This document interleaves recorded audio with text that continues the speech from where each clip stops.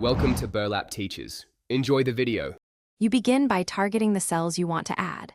Select the range and make sure each cell contains a number. Remove stray spaces or text because Excel treats them differently.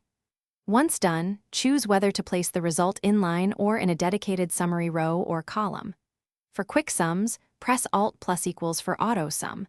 For control, type equals SUM and select the range. You should see Excel evaluate as you type, which confirms the correct cells are included.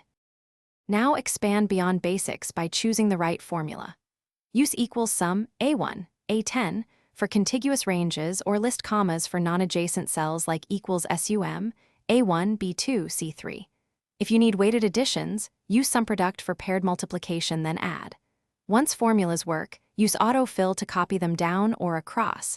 Convert references to absolute with dollar when you want a fixed cell. Make sure calculation mode is set to automatic, so results update. Finish by validating results.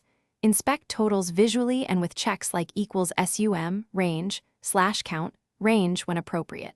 If numbers look off, use trace precedence or evaluate formula to see how Excel computes the result.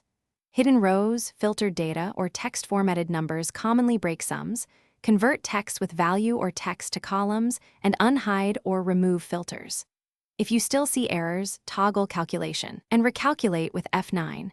That usually resolves stale or stuck formulas. Thanks for watching. Consider subscribing if this video helped you.